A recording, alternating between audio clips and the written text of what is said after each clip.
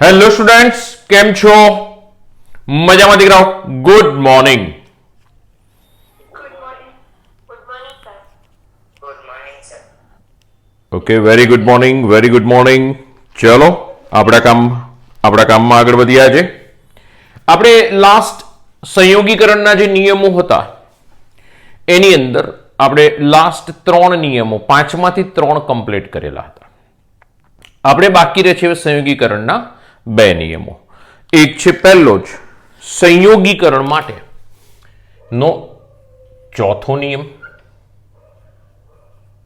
ગેલ્યુશેકનો વાયુના કદ માટેનો નિયમ. ગેલ્યુશેક આપણને વાયુના કદ માટેનો નિયમ આપી રહ્યો છે. એની અંદર આપણને એવું કહે છે કે જો સમજો, પહેલા ઉદાહરણ લખીએ અને એના પછી નિયમ લખીએ. H2 plus Cl2. તો અહીં આગળ બે પ્રક્રિયકો, ધ્યાન રાખજો, રાસાયણિક પ્રક્રિયામાં બે પ્રક્રિયકો. એટલે કે કયા પ્રક્રિયકો છે? તો કે વાયુરૂપ પ્રક્રિયકો. બે વાયુરૂપ પ્રક્રિયકો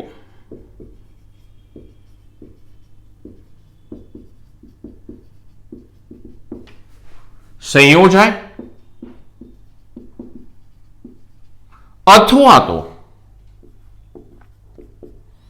ઉત્પન્ન થાય. એટલે કે આ બંનેથી ઉત્પન્ન થશે 2HCl. એટલે કે ક્યાં સંયોજાય અથવા તો ઉત્પન્ન થાય ત્યારે નિયત તાપમાને અને દબાણે તેમના કદનો ગુણોત્તર, જે પણ બી વાયુઓ છે, વાયુઓ શેમાં મપાશે? મિલીમાં મપાશે. એમનું કદ મિલીમાં મપાશે. એટલે જે કદ છે એમના કદ સાદા ગુણોત્તરમાં દર્શાવવામાં આવે. તેમના કદ સાદા ગુણોત્તરથી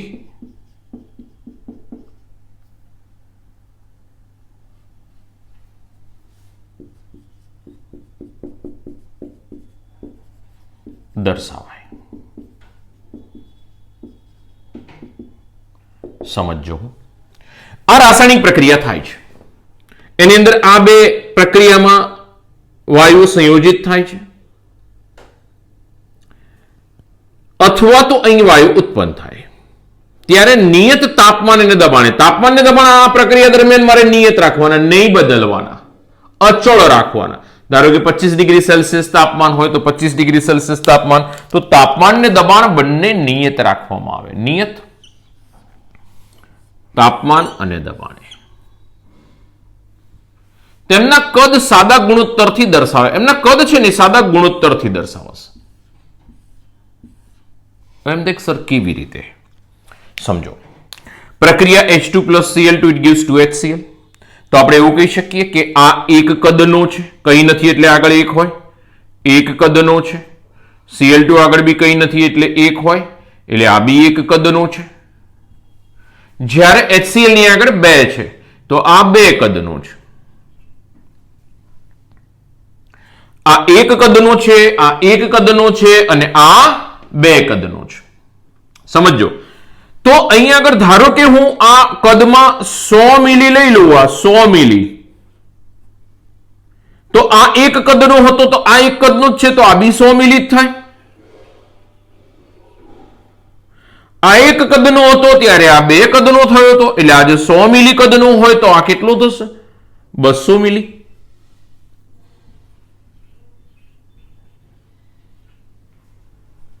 આ એક કદનો છે તો આ બી એક કદનો રહેશે, આ 2 કદના થઈ જશે. આ 100 મિલી કદનો થશે તો આ બી 100 મિલી કદનો થશે, આ 200 મિલી કદનો થઈ જશે. તો દીકરાઓ, આ એક ઉદાહરણ. બીજું ઉદાહરણ લઈએ આપણે કે એક્ઝામ્પલ નંબર 1,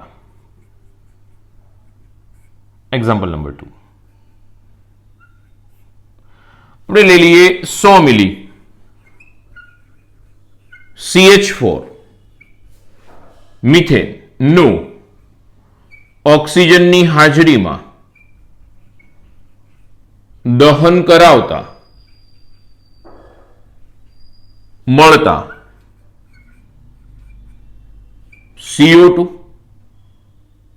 અને વપરાતા O2 નું કદ જણાવો.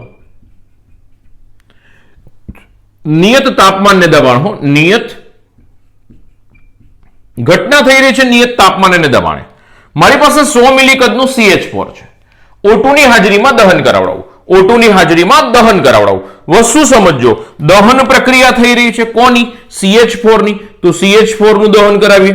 સમજો દીકરાઓ, ઓક્સિજનની હાજરીમાં જ દહન થાય. દહનથી હંમેશા શું ઉત્પન્ન થાય? તો કે હાઇડ્રોકાર્બન હોય ને, હાઇડ્રોકાર્બન, તો કાર્બનમાંથી CO2 ને હાઇડ્રોજનમાંથી H2O. આ લિક્વિડ હોય, આ ગેસ હોય, આ ગેસ હોય, આ પણ બી ગેસ છે. CH4 plus O2 it gives CO2 plus હાઇડ્રોજનમાંથી H2. કાર્બનમાંથી CO2, હાઇડ્રોજનમાંથી H2O. Carbon 1 છે, હાઇડ્રોજન 4 છે. આ નિયમ માત્ર ને માત્ર વાયુઓને જ લાગુ પડશે. ધ્યાન રાખજો, મર્યાદા કહી શકો. આ નિયમ માત્ર વાયુઓ માટે જ છે.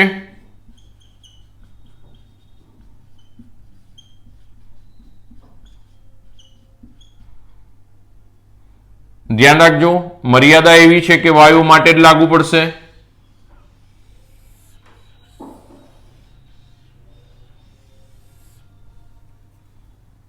બરોબર છે. તો અહીંયા આગળ CH4 એમાંથી CO2, હાઇડ્રોજનમાંથી 2H2O. ઓક્સિજન બેલેન્સ કરીશું. ઓક્સિજન આ બાજુ 2 છે ને 2 છે, 4. આગળ જતા હું બેલેન્સિંગ શીખવાડીશ, ચિંતા ના કરશો. અત્યારે હા, આ એનું દહન સમીકરણ છે. તો એક કદનો આ છે CH4, તો સામે 2 કદનો O2 છે. જો આગળ 2 મોલ છે ને એટલે 2 કદનો, આગળ કઈ નથી એટલે 1 મોલ હોય એટલે 1 કદનો. CO2 તો કે 1 કશું નથી એટલે 1 હોય એટલે 1 કદનો છે. અને આના માટે ગણતરી ન થાય, લિક્વિડ માટે. ગેલ્યુશેક ના પાડે, પછી આગળ જતા જોઈશું. ગેલ્યુશેક અત્યારે ના પાડે છે એટલે આપણે ગેલ્યુશેકમાં ગણતરી નહીં કરીએ.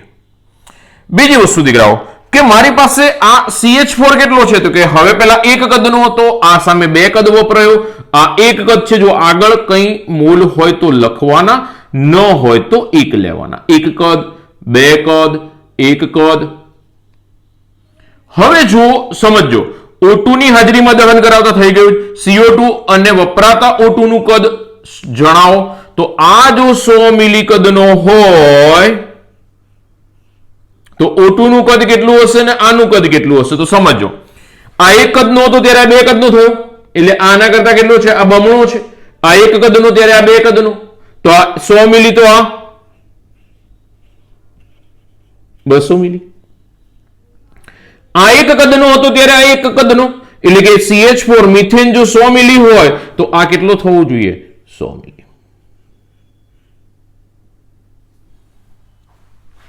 નિયત તાપમાન, જે બી ઘટના થઈ રહી છે નિયત તાપમાન અને દબાણે. સમજો દીકરાઓ, ઇક્વેશન કેવી રીતે લખવાનું, ઇક્વેશન લખતા આપણે શીખીશું. એ બધી ચિંતા ના કરશો, ઇક્વેશન તો આવડશે, એ બધા ટેન્શનમાં ના જશો કે ઇક્વેશન કેવી રીતે લખવાનું મારા પર જવા દો થોડો સમય.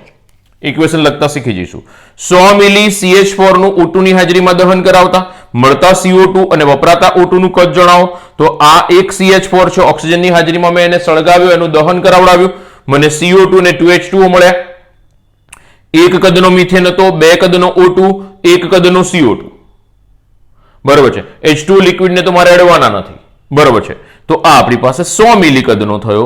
તો આ આપણી પાસે 202 કદનો હતો એટલે ડબલ થાય. આ 1 કદનો હતો, આ 2 કદનો છે એટલે આ 100 હતો તો આ 200 થયો. આ 1 કદનો હતો ત્યારે 1 કદનો એટલે આ 100 મિલી હતો તો આ બી 100 મિલી થયો. બરોબર છે.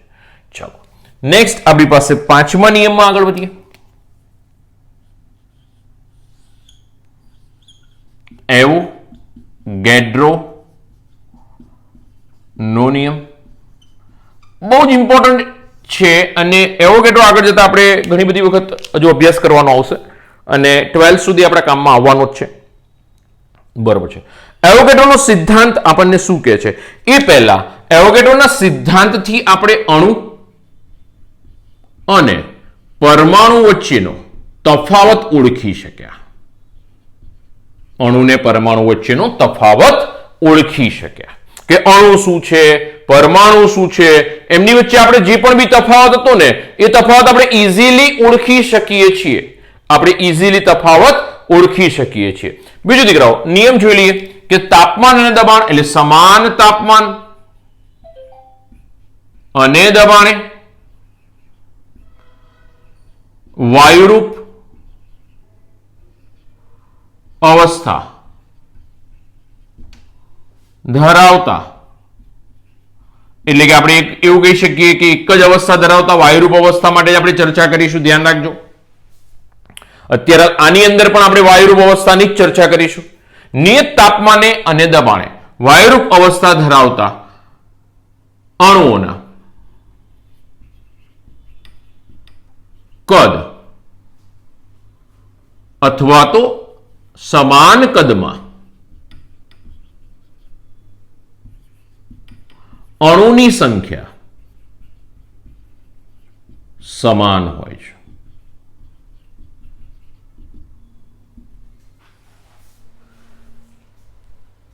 તાપમાન અને દબાણ એ કેવા લઈ લઈએ છીએ આપણે? સમાન તાપમાન અને દબાણે વાયુરૂપ અવસ્થા ધરાવતા અણુઓના સમાન કદમાં અણુની સંખ્યા સમાન, એટલે સમાન કદ ધરાવતા અણુઓની સંખ્યા બી કેવી રહેશે? આપણને સમાન મળશે. સમાન કદ ધરાવતા અણુઓની સંખ્યા પણ સમાન થશે. આજે ધારો કે હું તમને એક એક્ઝામ્પલ આપું, સમજો તમે. મારી પાસે આ એક પાત્ર છે. આ પાત્રની અંદર હું કોઈ બી વાયુ ભરી દઉં છું. ચલો, આ મેં એક વાયુ ભરી દીધો. ધારો કે 100 મિલી ઓક્સિજન વાયુ છે. 100 મિલી ઓક્સિજન વાયુ છે. તો એની અંદર અણુની સંખ્યા કેટલી? તો કે ધારો કે x અણુની સંખ્યા છે.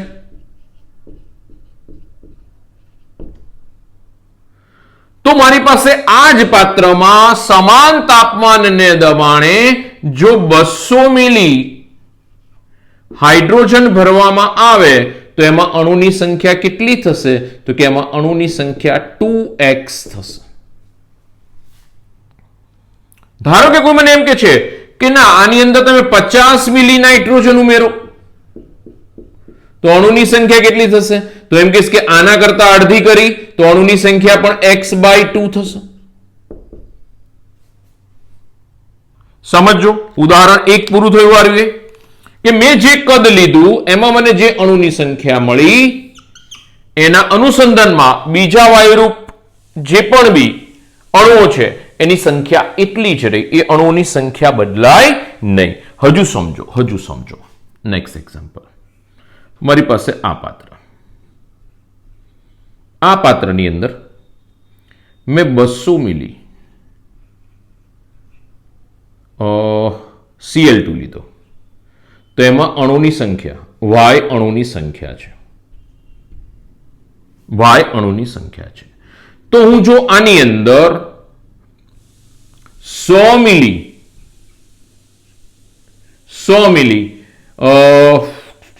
O2 લઈ લઉં તો અણુની સંખ્યા કેટલી થાય? તો y/2 થાય. એમને કહેશે તમે x અને y કેમ ધારી? અહીંયા આગળ કોઈ અણુની સંખ્યા નથી. છે, એવોગેડ્રોએ આપણને એક અણુની સંખ્યા માટેની વેલ્યુ આપેલી છે, પણ એ વેલ્યુ એટલી મોટી છે ને કે એ લખવા જશે તમે વેલ્યુમાં જ રહી જશો. 6.022 × 1023. પણ આપણે એ સંખ્યા આપણે આવશે ત્યારે ડિજિટ લઈશું, પણ અત્યારે x અને y લઈને હું બહુ ઇઝીલી સમજાવી શકીશ.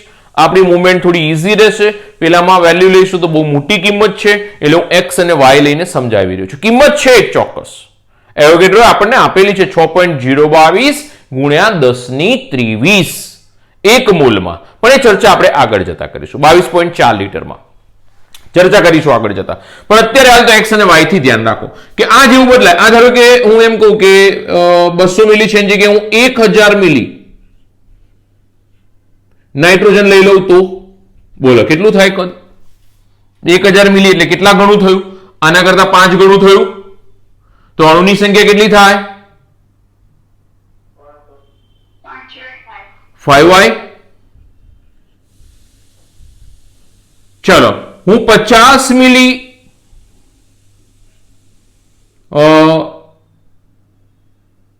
મિથેન વાયુ લઈ લઉં તો અણુની સંખ્યા બોલો. y by 4. આ 50 એટલે કેટલા થયા? 200 ભાગ્યા 4. તો અહીં બી y ભાગ્યા શું કરવો પડે મારે? 4. અણુની સંખ્યા રહેશે. તો દીકરાઓ આ બીજું એક્ઝામ્પલ. આગળ જતા ડિઝિટ આવશે પણ ડિઝિટ થોડા મોટા છે એટલે અત્યારે હાલ મેં નથી લખ્યા. મેં x અને y થી તમને સમજાવ્યું. તો આ સાથે આપણી પાસે રાસાયણિક સંયોગીકરણના નિયમો ને લગતો ટોપિક પૂર્ણ થાય. બીજું દીકરાઓ આટલે આપણે પૂર્ણ નથી કરવાનું. હજુ આપણે આના એક્ઝામ્પલ કેવી રીતે પૂછાય છે એ લઈએ, પછી આપણે બીજા મુદ્દામાં આગળ વધીએ. ફટાફટ એક સ્ક્રીનશોટ. અને કઈ ડિફિકલ્ટી છે તો બોલો જલ્દી જલ્દી જલ્દી.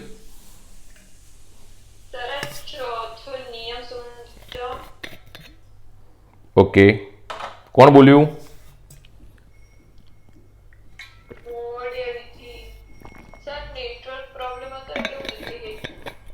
ઓકે, રાસાયણિક પ્રક્રિયા જ્યારે થાય છે એવા સમયે વાયુરિક પ્રક્રિયકો ક્યાં સંયોજાશે અથવા તો ઉત્પન્ન થાય. આ સંયોજાય અહીંયા આગળ આ જગ્યાએ ઉત્પન્ન થયા વાયુરૂપ પ્રક્રિયક ગેસ ગેસ ગેસ.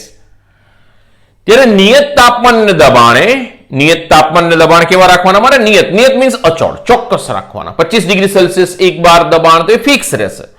તેમના કદ સાદા ગુણોત્તરથી દર્શાવવામાં આવે. સાદો ગુણોત્તર એટલે આ 1 મૂલ હતા તો 1 કદ, અહીં આગળ 1 હતા આગળ કઈ નથી એટલે 1 હોય એટલે 1 કદ. આ 2 છે તો 2 કદ. તો આ જો 100 મિલી હોય તો આ 1 કદે 1 કદ તો આ 100 મિલી એ 100 મિલી આવે. આ 1 કદે 2 કદ થયા તો આ 100 મિલી એ 200 મિલી થાય. બીજી વસ્તુ કે 100 મિલી CH4 નું O2 ની હાજરીમાં દહન કરાવ્યું અને CO2 ને O2 નું કદ મારે શોધવાનું. તો સૌથી પહેલા મેં એનું ઇક્વેશન લખ્યું. ઇક્વેશન લખતા જો તમને દહન સમીકરણ લખતા હું શીખવાડીશ. અત્યારે હાલ ઇક્વેશન ધ્યાન રાખજો કે આવું ઇક્વેશન તમને આપી દીધું હોય અત્યારના સ્ટેજ પર. દહન સમીકરણ હું તમને વિધિન 10 મિનિટ્સમાં શીખવાડી દઈશ બધા જ, પણ એ પહેલા અત્યારે હાલ ધ્યાન રાખજો. મારી પાસે આ CH4 છે, O2 છે, CO2 અને H2O. તો CH4 જે છે ઓક્સિજનની હાજરીમાં એનું દહન થાય છે, CO2 ઉત્પન્ન થાય અને 2H2O. આ ગેસ છે, આ ગેસ છે, આ ગેસ છે અને આ લિક્વિડ છે. આ માત્ર વાયુને જ આ નિયમ લાગુ પડશે. એટલે પાણી માટેની ચર્ચા હું સાઈડ પર મૂકી દઉં અત્યારે હાલ. આ 1 કદનો હતો ત્યારે આના 2 કદ છે અને આ 1 કદ CO2 ઉત્પન્ન થાય. તો જો આ 100 મિલી હોય તો આ કેટલા મિલી થશે? તો કે આ 1 કદનો હતો ત્યારે આ 2 કદ, તો આ 100 મિલી તો આ 200 મિલી. આ 1 કદનો હતો ત્યારે આ 1 કદનો બન્યો છે તો આ 100 મિલી છે તો આ બી કેટલો હોવો જોઈએ? 100 મિલી હોવો જોઈએ. બરોબર છે. અને અનુલક્ષીને એક દાખલામાં જઈએ, આગળ વધીએ. પહેલા એક ફટાફટ સ્ક્રીનશોટ લઈ લો, પછી હું રકમ લખું અને એક 5 માંથી કયા નિયમનું પાલન કરે છે તમારે મને કહેવાનું.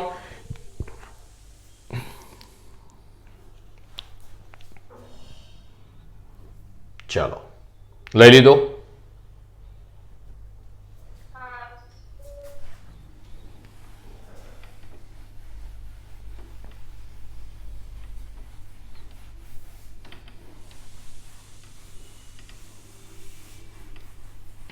જોજો દાખલો બહુ સરસ છે અને એમાં આ જે દાખલો છે એવા દાખલા પૂછાય છે, એમાંથી કેવા ક્વેશ્ચન પૂછાય છે એ બી હું તમને કહું. રકમ કંઈક આવી છે કે 60 મિલી નાઇટ્રોજન 60 મિલી નાઇટ્રોજન ની 60 મિલી હાઇડ્રોજન સાથે પ્રક્રિયા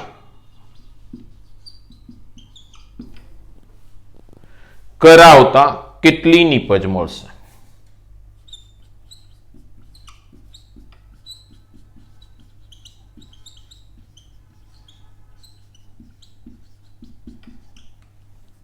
પહેલા નાઇટ્રોજન અને હાઇડ્રોજનની એકબીજા સાથે પ્રક્રિયા થાય છે તો મારે એ શોધવાનું થયું કે નાઇટ્રોજનની હાઇડ્રોજન સાથે પ્રક્રિયા.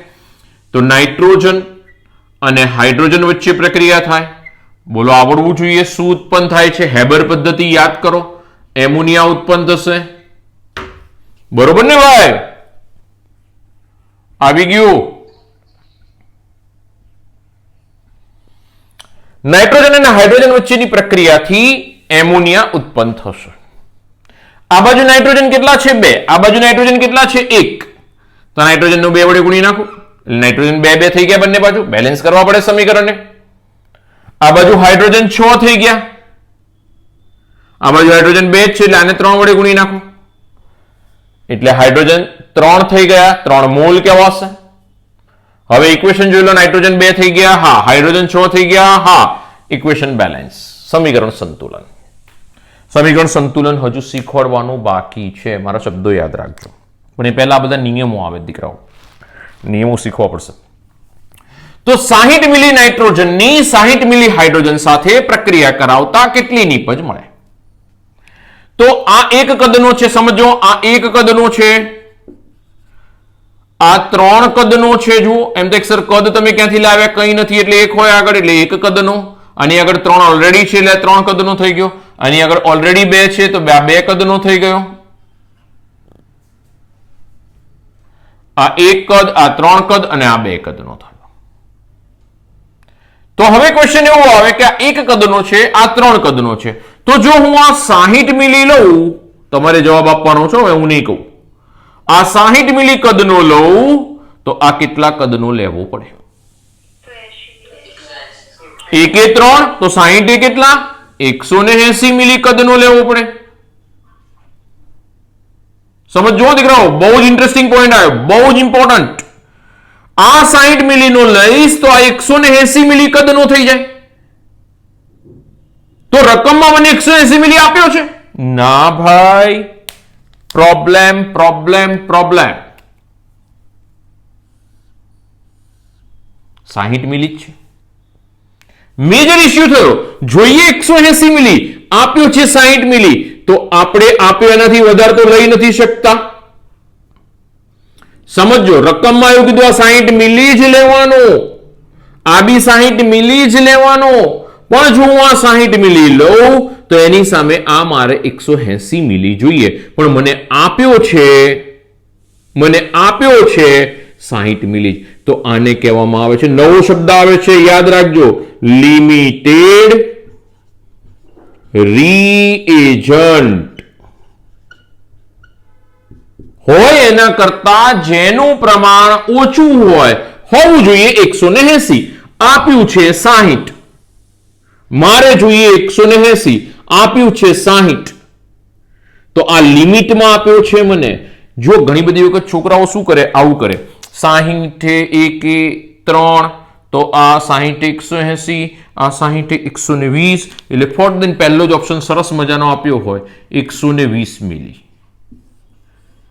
અહીં ટીક કરીને આવતા, પહેલો જ ઓપ્શન આપ્યો હોય 120 મિલી, અને છોકરાઓ ત્યાં જ ફસાય છે. એવું નથી કહેતો નથી આવડતું, ઉતાવળ, લિમિટેડ રીએજન્ટ ચેક કરવાનું રહી જાય છે. એટલે પહેલા લિમિટેડ રીએજન્ટને ચેક કરો કે લિમિટેડ રીએજન્ટ શું છે, કોણ છે. તો સમજો દીકરાઓ, મારે આની જરૂર હતી 180, આ મળ્યો છે મને, આપ્યો છે 60, તો આ પ્રક્રિયા શક્ય નથી. 120 મિલી તમે બધા જવાબ લખીને આવી જાઓ છો. Reaction is not possible. આના પ્રમાણે રિએક્શનનું કાઉન્ટિંગ નહીં થાય. તો લિમિટેડ રીએજન્ટ કોણ થયો? હાઇડ્રોજન. ચલો હાઇડ્રોજનની સાપેક્ષ આપણે ગણતરી કરવા જઈએ, સાચું આવે છે કે ખોટું જોઈ લઈએ. આ 3 કદનો છે ત્યારે આ 1 કદનો, આ તો ફિક્સ છે, મારે કેટલો લેવાનો છે? 60 મિલી. તો જો આ 60 મિલી કદનો હોય તો આનું કદ કેટલું થાય? આ 3 એ 1 તો 60 એ કેટલા? 20.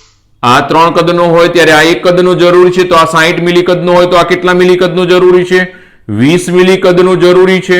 બોલો, 20 મિલી કદ નાઇટ્રોજન આપણને રકમમાં આપ્યો છે, તો કે 20 મિલી જોઈએ છે, આપ્યો છે 60 મિલી, તો જોઈએ એના કરતા એ વધારે આપ્યો છે. ધીસ ઇઝ પોસિબલ, શક્ય છે?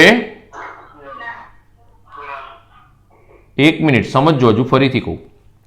મને આપ્યો છે 60 મિલી, મારે પ્રક્રિયા માટે જરૂરી છે 20 મિલી, તો બોલો આ નાઇટ્રોજન મને મળશે આ પ્રક્રિયા દરમિયાન આની અંદરથી કે નહીં મળે? મળશે જ ને. તો ના કેમ પાડો છો તમે લોકો? મળશે. હા, સમજો હજુ ફરીથી, આ 60 મિલી લઉં છું, પહેલું એક્ઝામ્પલ, આ પહેલી મારી ધારણા હતી કે આ હું 60 મિલી લઉં તો આ મારે 180 મિલી જોઈએ, તો આ 60 મિલી સાથે પ્રક્રિયા કરવા માટે આ 180 મિલી જોઈએ. બોલો 180 મિલી મને રકમમાં આપ્યો છે? મારે જોઈએ 180 રકમમાં કેટલો આપ્યો છે 60, એટલે કે એક લિમિટમાં આપ્યો છે, હોવો જોઈએ એના કરતા,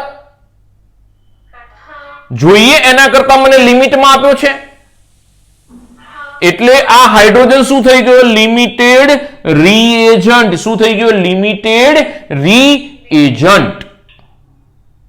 એટલે મારે હંમેશા કોઈ પણ બી પ્રક્રિયા કરાવવાની થાય ને, શબ્દ તમારા માટે નવો છે, હજુ આના માટે આપણે અલગથી થિયરી આખી જોઈશું. સર કેટલા માટે જોવાની છે? બસ આ જ બધું છે આપણું કેમિસ્ટ્રી. આના માટે બહુ જ બધા ઉદાહરણો હું સમજાવીશ લિમિટેડ રીએજન્ટ માટે. પણ જરૂર છે મારે 180, આપ્યો છે 60, એટલે આ લિમિટેડ રીએજન્ટ થઈ ગયો. સમજો. એટલે અહીંયા આગળ પ્રક્રિયા શક્ય બની શકે નહીં. બરોબર.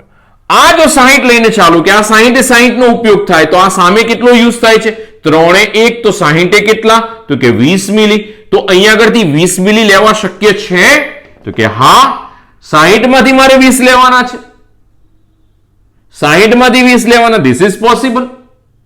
તો અહીંયા આગળ સમજો હવે, 3 એ 1, તો 60 એ કેટલા? 20.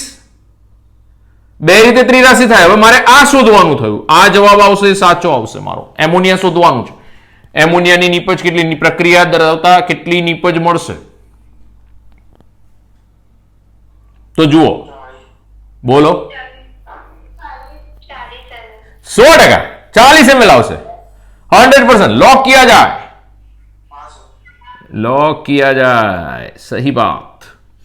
एमोनिया 40. કારણ કે જુઓ, એકે 2, 20 કેટલા? 40.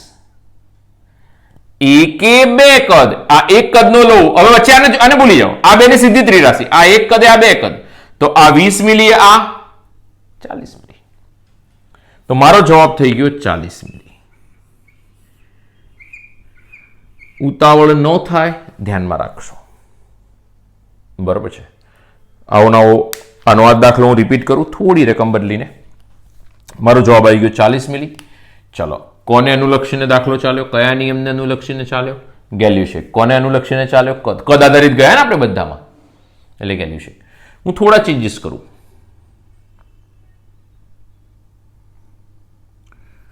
25 મિલી નાઇટ્રોજન ની 100 મિલી હાઇડ્રોજન સાથે પ્રક્રિયા કરાવતા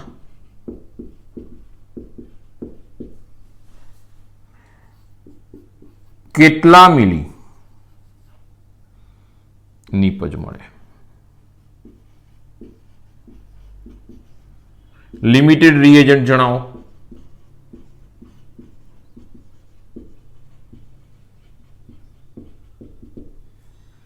એક્ઝામ્પલ નંબર આમ તો 4 આવે, કન્ટિન્યુમાં જઈએ છીએ તો બરાબર છે. કહું એટલે સ્ક્રીનશોટ લેશો. હમણાં તમારે લિમિટેડ રીએજન્ટ બી મને કહેવાનું છે અને નીપજનું કદ પણ આપવાનું છે. ચાલો સ્ક્રીનશોટ લઈ લો. દાખલો સેલ્ફ લર્ન.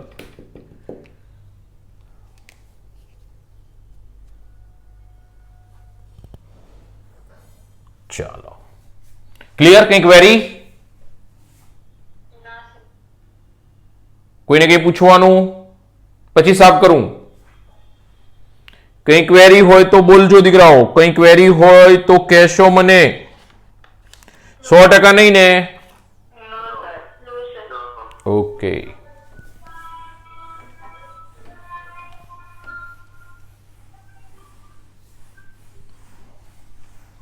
સ્પીકર આમ બંધ રાખો, જરૂર પડે ત્યારે ઓન કરો.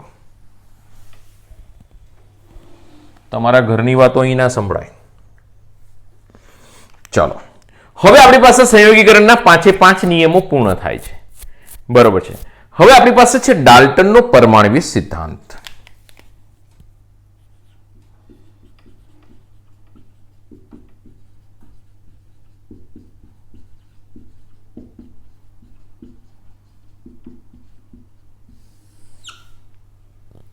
ડાલ્ટનનો પરમાણ્વીય સિદ્ધાંત. પરમાણુ વિશે ડાલ્ટન શું કહેવા માંગતો હતો?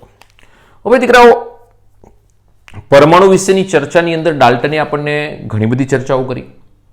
એમાં સૌથી પહેલા પરમાણુ વિશે આપણને ડેમોક્રિટ્સ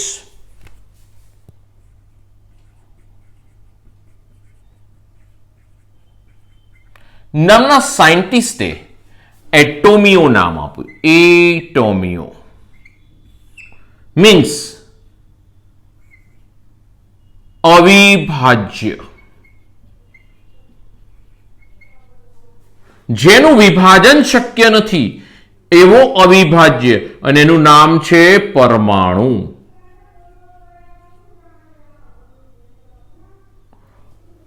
એટોમિયો, ડેમોક્રિટ્સ નામનો વૈજ્ઞાનિક આપણને એટોમિયો શબ્દથી પરિચિત કરે છે. એટોમિયો એટલે શું? તો કે અવિભાજ્ય. આ પહેલા છે ને દીકરાઓ, આપણા એક ઋષિ મુનિ હતા, કનાડ. કનાડ નામના ઋષિ હતા આપણા. હવે એકચ્યુઅલમાં છે ને સોરી, આપણા જે ઋષિ છે ને એ અત્યારના સાયન્ટિસ્ટ બરાબર છે. કદાચ હું તો એમ કહી શકીશ કે એના કરતા બી વધારે છે. આપણા જે ધર્મગ્રંથો છે એની અંદર દીકરાઓ એટલું બધું નોલેજ છે કે જો એ ધર્મગ્રંથોને આપણે લઈને ચાલીએ ને તો ક્યાંય તકલીફ ન પડે. એવું કહેવાય છે કે અત્યારે હાલ આધુનિક જમાનામાં આવતા દરેક પ્રશ્નના જવાબ એ ગીતામાં છે, ભાગવદ ગીતા.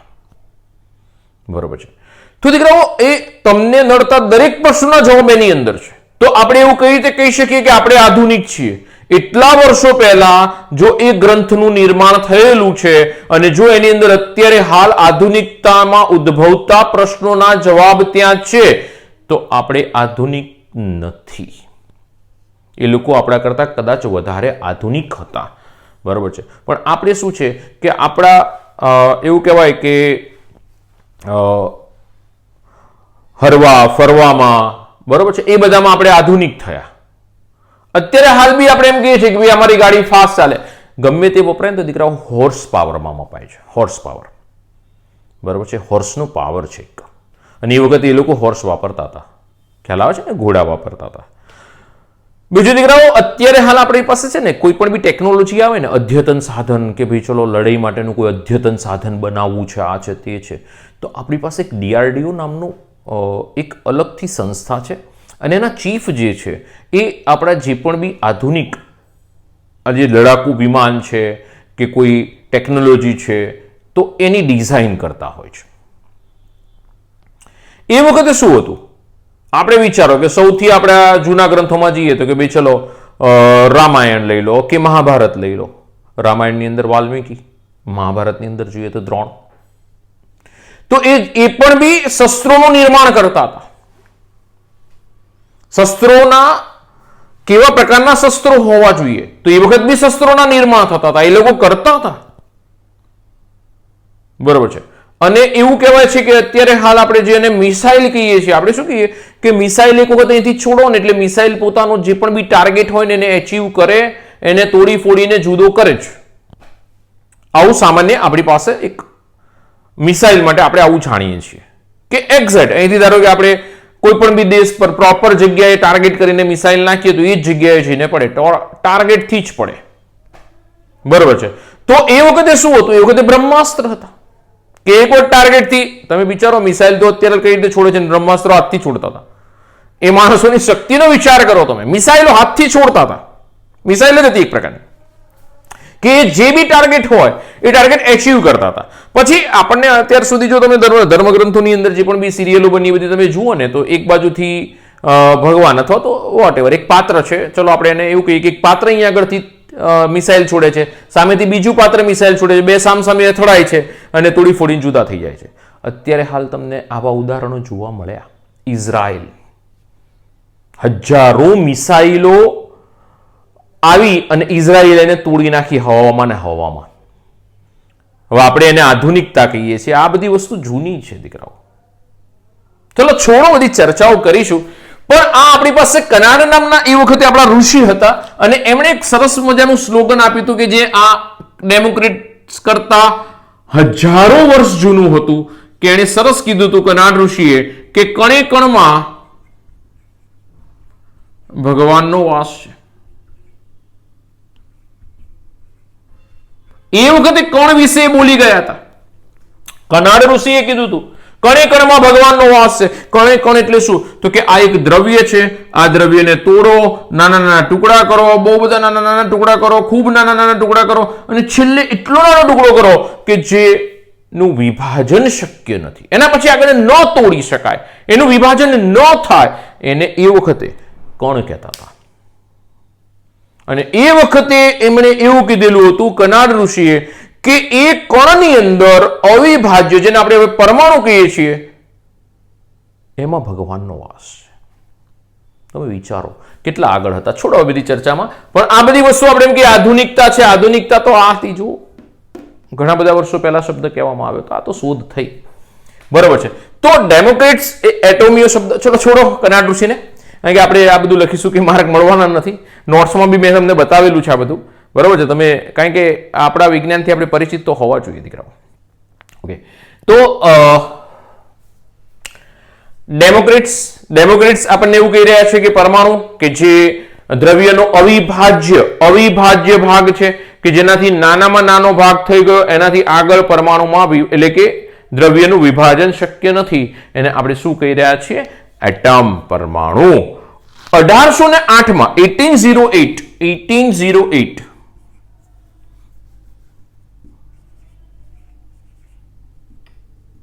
ડાલ્ટન નામનો વૈજ્ઞાનિક આપણે પરમાણુ વિશેની ચર્ચામાં આગળ આવે છે.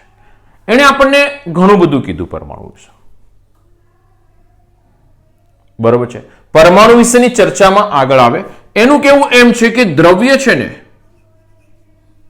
એ અવિભાજ્ય પરમાણુનો બનેલું છે.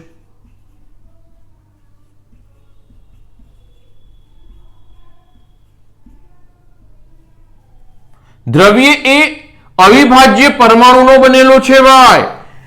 સમજો તમે. હવે હું તમને એમ કહું છું કે આપણી પાસે દિવાલ છે, કોઈ મકાન છે, બરોબર છે, તો બહુ મોટો ભાગ થયો. શેનાથી બનેલો છે?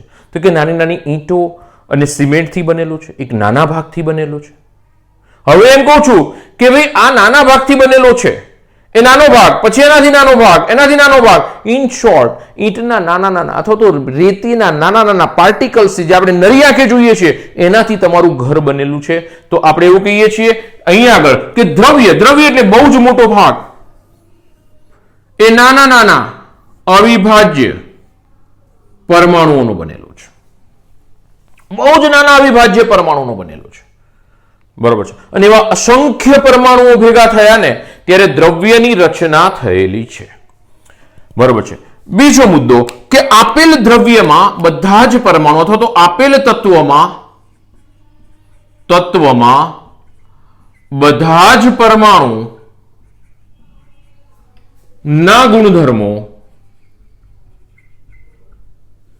સમાન હોય છે. બીજું, એનો પરમાણુય દળ પણ સમાન હોય છે. અને એનું પરમાણુય દળ પણ સમાન હોય છે. એમ થાય કે સર આવું ઉદાહરણ એક આપો. આપણે લઈએ કે ચલો ભાઈ તત્વ કોઈ પણ બી લઈ લઈએ. ધારો કે આપણે એમ કહીએ કે ભાઈ હાઇડ્રોજન છે, આ એક પાત્ર છે, એક પાત્ર, એની અંદર મેં હાઇડ્રોજન વાયુ ભરી દીધો.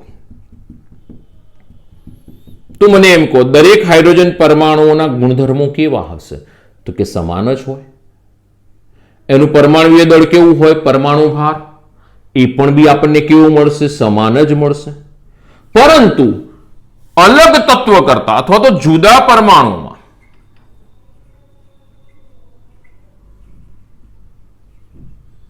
એ અલગ હોય છે. સમજો, આ મારી પાસે હાઇડ્રોજન છે, અહીં આગળ બીજું એક પાત્ર લઈ લઉં, એની અંદર હું બીજો એક અહીં આગળ વાયુ લઈ લઉં, અને એ વાયુ ધારો કે મારી પાસે ઓક્સિજન છે. બરોબર છે. આમાં હાઇડ્રોજન છે, આમાં ઓક્સિજન છે. આનો પરમાણુ ભાર આપણે લેવા જઈએ 1 ગ્રામ, આનો પરમાણુ ભાર 16 ગ્રામ.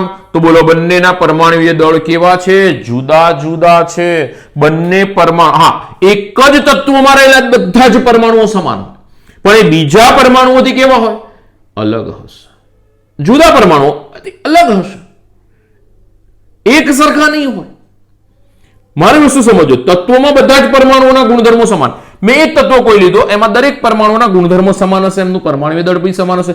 ઉદાહરણ બીજું લઈ લઈએ કે NaCl. ચલો, મીઠું. તો મને એમ કહો, મીઠાની અંદર રહેલા બધા જ ગુણધર્મો કેવા હશે? તમારા ઘરે, મારા ઘરે, બધાના ઘરે મીઠું પડ્યું, એના ગુણધર્મો કેવા હશે? સમાન જ હોય ને. એના પરમાણુ દળ બી સમાન હશે, 58.5. તમારા ઘેર બી એટલું, મારા ઘેર બી એટલું જ. પરંતુ જુદા પરમાણુ એટલે કેમ એમ કહું કે મારી પાસે સુક્રોઝ, ખાંડ પડી છે, ખાંડ, એના ગુણધર્મો બોલો સુક્રોઝ કરતા કેવા હશે? જુદા હશે, અલગ હશે. આમાં આપણી પાસે C12H22O11 છે, બરોબર છે.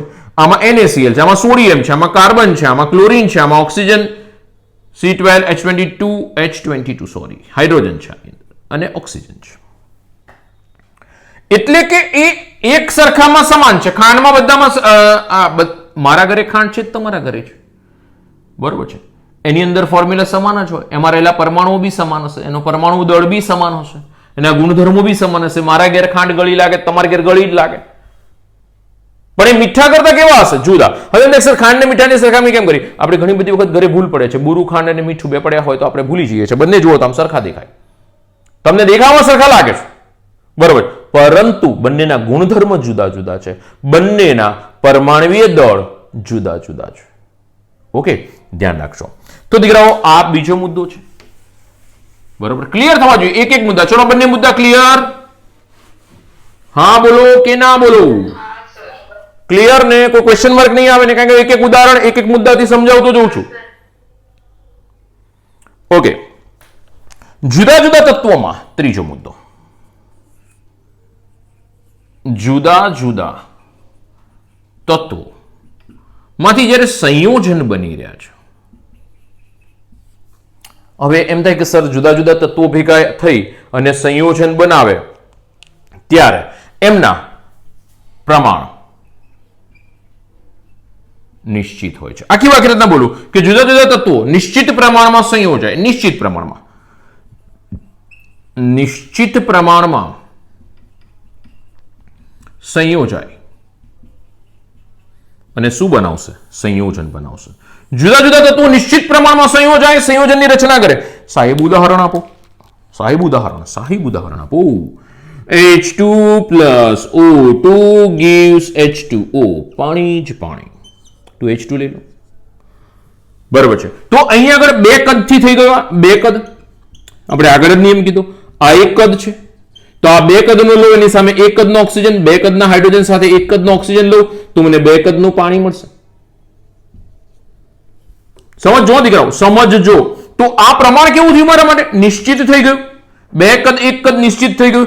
જો હું આ પ્રમાણ બદલીશ અને જો પ્રમાણ જુદું કરી નાખું, સમજો, H2 પ્લસ તત્વ એનું એ જ રાખું છું,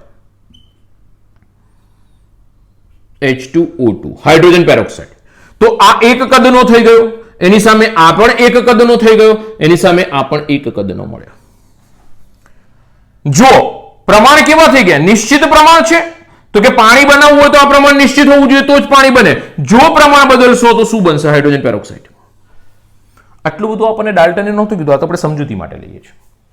ડાલ્ટન તો આટલું કહીને બિચારો છૂટો થઈ ગયો કે જુદા જુદા તત્વો લેશો, એ નિશ્ચિત પ્રમાણમાં લેશો તો સંયોજન અને નિશ્ચિત સંયોજન આપશે, ચોક્કસ સંયોજન આપશે. તમારે ધારો કે પાણી નામનું સંયોજન જ બનાવવું છે, પાણી નામનું સંયોજન જ બનાવવું છે, તો હાઇડ્રોજન અને ઓક્સિજનનું પ્રમાણ કદથી 2:1 લેવું પડે, બરોબર છે, 2:1 લેવું પડે. તો ધ્યાન રાખીશું, 2:1 તો પાણી અને 1:1 તો હાઇડ્રોજન પેરોક્સાઇડ. સંયોજન જ બદલાઈ જશે અને ચોક્કસ સંયોજન બનાવે, બરાબર, એ સંયોજન ચોક્કસ બનાવશે.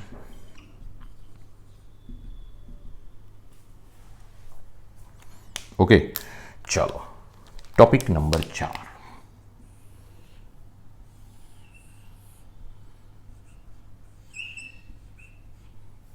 ટોપિક નંબર 4, એની અંદર આપણને ટોપિક નંબર 4 માં એવું કહેવામાં આવે છે કે રાસાયણિક પ્રક્રિયાઓ જ્યારે બી થઈ રહી છે તો એ સમયે રાસાયણિક પ્રક્રિયા જેમ કે આપણે હમણાં આગળ કરી હતી, ચલો એક રાસાયણિક પ્રક્રિયા લઈ લઈએ, CH4 plus O2 it gives CO2, આપણે હમણાં જ લખી હતી, પ્લસ H2O. બેલેન્સ કરું છું, ખાલી પ્રક્રિયામાં સમજૂતી લઈ લઈએ. આ ગેસ છે, આ ગેસ છે, આ ગેસ છે, આ લિક્વિડ છે. સમજો હો, જ્યારે રાસાયણિક પ્રક્રિયા, ચોથો મુદ્દો, રાસાયણિક પ્રક્રિયા થાય ત્યારે જે આપણી પાસે પરમાણુ છે, આની અંદરથી પરમાણુ, આમાં નાનામાં નાનો ભાગ પરમાણુ હોય, આનો નાનામાં નાનો ભાગ પરમાણુ હોય, ત્યારે પરમાણુ એનું સ્વરૂપ બદલે છે. એનું સ્વરૂપ બદલશે. કાર્બન હતો એ બદલાઈને ક્યાં જતો રહ્યો? CO2 માં, કાર્બન ડાયોક્સાઇડમાં. હાઇડ્રોજન હતો એ બદલાઈને ક્યાં જતો રહ્યો? પાણીમાં. કાર્બન બદલાઈને CO2 બનાવી દીધો એણે, સ્વરૂપ બદલ્યું. અહીંયા આગળથી હાઇડ્રોજન બદલાઈ ગયો અને એણે પાણી બનાવ્યું. પરંતુ એનો નાશ થતો નથી અથવા તો વિનાશ થતો નથી. જો આપણે આ એમ દેખ સર, આ પ્રક્રિયા કઈ લીધી? મેં હાથે કરીને દહન પ્રક્રિયા લીધી છે. આપણને ખબર છે દહન એટલે સર્વનાશ, બાળી નાખ્યું, જલાવી નાખ્યું, પૂરું કરી નાખ્યું. તો દીકરાઓ એક વસ્તુ ધ્યાન રાખજો, આ બાળવાની પ્રક્રિયા મેં લીધી છે, અહીં દહન થઈ રહ્યું છે, બાળી રહ્યો છું હું CH4 ને, તો બી તમે જુઓ કાર્બન એક સ્વરૂપમાંથી બીજા સ્વરૂપમાં રૂપાંતર, CH4 માંથી CO2 માં ગયું, એને પોતાનું સ્વરૂપ બદલ્યું. પણ એવું ના થયું કે દહન કરતા એનો સર્વનાશ થઈ ગયો. Not possible. પરમાણુ અણુનો સર્વનાશ શક્ય નથી. એક સ્વરૂપમાંથી બીજા સ્વરૂપમાં રૂપાંતરિત થઈ જશે. અહીં આગળ હતો મિથેન, ત્યાં થઈ ગયો કાર્બન ડાયોક્સાઇડ. અહીં હતો મિથેન, ત્યાં થઈ ગયો કાર્બન ડાયોક્સાઇડ. અહીં હતો હાઇડ્રોજન, એટલે અહીં આગળ કાર્બન હાઇડ્રોજન હતા, ત્યાં CO2 ને H2O માં રૂપાંતરિત થયા. એટલે પરમાણુ એક સ્વરૂપમાંથી બીજા સ્વરૂપમાં જશે, પણ એનો વિનાશ શક્ય નથી. આપણે વિનાશ માટે શું લઈ રહ્યા છે? તો કે વિનાશ માટે આપણને સૌથી ખતરનાક વસ્તુ લાગતી હોય ને તેમ થાય, વિનાશ ક્યારે થાય? જ્યારે બધું સળગી જાય ત્યારે સર્વનાશ થાય, એવું આપણને આ મગજમાં છે. તો આપણે સળગવાની પ્રક્રિયા જ લીધી દીકરાઓ. તો બી આપણે કહી રહ્યા છે કે કાર્બન પરમાણુ હતો, CH4 માં કાર્બન પરમાણુ, CH4 અણુ કહેવાય. એનો એક ભાગ નાનો કાર્બન પરમાણુ એ પોતાનું સ્વરૂપ બદલી CO2 માં જતો રહ્યો. CH4 મિથેન, એનો એક પરમાણુ હાઇડ્રોજન, CH4 અણુ એનો એક પરમાણુ હાઇડ્રોજન અને એ H2O માં રૂપાંતરિત થઈ ગયો. બરાબર છે, H2O માં રૂપાંતરિત થઈ ગયો. બોલો ત્રીજા ને ચોથા મુદ્દામાં કઈ તકલીફ હોય તો બોલો દીકરાઓ, બોલો. ઓકે, જુદા જુદા તત્વો છે, હાઇડ્રોજન ઓક્સિજન, બે તત્વો જુદા જુદા નિશ્ચિત પ્રમાણમાં ભેગા થયા. આ બે કદનો ને આ એક કદનો, તો સંયોજન મળી ગયું પાણી. પણ જો હાઇડ્રોજન અને ઓક્સિજન પરમાણુઓ એક એક કદમાં સંયોજાય તો આપણને સંયોજન અલગ મળી ગયું દીકરાઓ, હાઇડ્રોજન પેરોક્સાઇડ. તત્વ એક જ છે, જુઓ તમે, હાઇડ્રોજન ઓક્સિજન, હાઇડ્રોજન ઓક્સિજન બંનેમાં એક છે, હાઇડ્રોજન ઓક્સિજન, હાઇડ્રોજન ઓક્સિજન. આમાં સંયોજન પાણી ને આમાં સંયોજન હાઇડ્રોજન પેરોક્સાઇડ. આમાં સંયોજન શું છે? પાણી છે. આમાં સંયોજન શું છે? Hydrogen peroxide. એટલે કે જુદા જુદા તત્વો, આ જુદા જુદા તત્વો નિશ્ચિત પ્રમાણમાં, એટલે તમે સમજો હજુ 2:1 નું પ્રમાણ થયું, અહીં 1:1 નું થયું, કંઈ નથી. એટલે 2:1 તો પાણી, 1:1 તો હાઇડ્રોજન પેરોક્સાઇડ. તો જ આપણને નિશ્ચિત સંયોજન મળશે, ચોક્કસ સંયોજન મળશે. બોલો, 4 મુદ્દામાં કઈ તકલીફ? કોઈ ક્વેરી? ફરીથી થોડું રિવિઝન કરી લઈએ. દ્રવ્ય શું છે? તો કે અવિભાજ્ય પરમાણુઓનો બનેલો છે. મેં તમને કીધું એમ દિવાલ બનાવવી હોય તો મારે શું જોઈશે? સિમેન્ટ જોઈશે, રેતી જોઈશે, ઈંટો જોઈશે. તો આપણે એવું કહી શકીએ કે નાના નાના રેતીના પાર્ટિકલથી મોટી દિવાલ બનેલી છે. બરોબર છે? તો દ્રવ્યનું કામ એવું જ છે કે મોટું દ્રવ્ય છે પણ એ શેનાથી બનેલું છે? નાના નાના અવિભાજ્ય પરમાણુઓથી બનેલું છે. રેતીના એક પાર્ટિકલને હું તોડવા માટે જઉં સામાન્ય હો, તો એને હું નહીં તોડી શકું ને. કેવી રીતે તોડી શકું? અવિભાજ્ય થઈ ગયો. એ ખાલી રેતીની ચર્ચા છે, આપણે પરમાણુમાં નથી ગયા. સામાન્ય ચર્ચા, આપણે જે આંખે દેખ્યો અહેવાલ છે એ જોઈ રહ્યા છે, બીજું કંઈ નહીં. તત્વોમાં બધા જ પરમાણુ ના ગુણધર્મો સમાન હશે. હાઇડ્રોજન હાઇડ્રોજનના ગુણધર્મો સમાન, ઓક્સિજન ઓક્સિજનના ગુણધર્મો સમાન, નાઇટ્રોજન નાઇટ્રોજનના ગુણધર્મો સમાન, બધાના ગુણધર્મો સમાન. પણ હાઇડ્રોજન ઓક્સિજનના ગુણધર્મો જુદા જુદા. એટલે પરમાણુ જો બદલાશે, અણુ બદલાશે, તો એના ગુણધર્મો પણ બદલાશે જ. બરોબર છે. જો હાઇડ્રોજનનું લઉં છું તો હાઇડ્રોજનના બધાના ગુણધર્મો સમાન, હાઇડ્રોજનનું પરમાણુય દળ બી સમાન. આપણે એક લઈને ચાલ્યા હતા, યાદ કરો દાખલાઓમાં. પરમાણુ દળ જ્યારે આપણે લેતા હતા ત્યારે H2SO4 તો હાઇડ્રોજનનું એક લેતા હતા, તો એ પરમાણુય દળ સમાન હશે. પણ બીજા પરમાણુઓ કરતા કેવા હશે? અલગ હશે. ઓક્સિજન કરતા હાઇડ્રોજન જુદું હોય, હાઇડ્રોજનના ગુણધર્મો જુદા, હાઇડ્રોજનનું પરમાણુય દળ જુદું. કોના કરતા? ઓક્સિજન કરતા. બધા હાઇડ્રોજન ના સરખા, પણ ઓક્સિજન કરતા જુદા રહેશે. ઓકે, જુદા જુદા તત્વો લઉં છું, નિશ્ચિત પ્રમાણમાં રાખીશ એટલે કે સંયોજઈશ તો ચોક્કસ સંયોજન મળશે. નિશ્ચિત સંયોજન, જેમ કે પાણી બનાવવું હોય તો હાઇડ્રોજન અને ઓક્સિજનનું પ્રમાણ 2:1 લેવું પડે તો જ પાણી બને. પણ જો હાઇડ્રોજન ઓક્સિજનનું પ્રમાણ 1:1 લઉં ને તો હાઇડ્રોજન પેરોક્સાઇડ બને, પાણી ના બને. બરોબર છે. અને લાસ્ટ મુદ્દો કે રાસાયણિક પ્રક્રિયા થાય ત્યારે પરમાણુઓના સ્વરૂપ બદલાય છે, પરમાણુઓનો વિનાશ થતો નથી. પરમાણુઓનો વિનાશ નહીં થાય, એક સ્વરૂપમાંથી બીજા સ્વરૂપમાં જશે. જેમ કે અહીંયા આગળ CH4 માંથી કાર્બન CO2 માં ગયો અને હાઇડ્રોજન H2O માં ગયો. બરોબર છે. કોઈ ક્વેરી હોય તો પૂછી શકો. આજે આટલે સુધી રાખીએ છીએ. Thank you very much. તમારો દિવસ ખૂબ સરસ જાય દીકરાઓ, જબરજસ્ત એન્જોય કરો. સાથે ને સાથે તૈયાર કરતા રહેજો, છોડતા નહીં. આજનું આજે તૈયાર કરી જ નાખજો. બરોબર છે.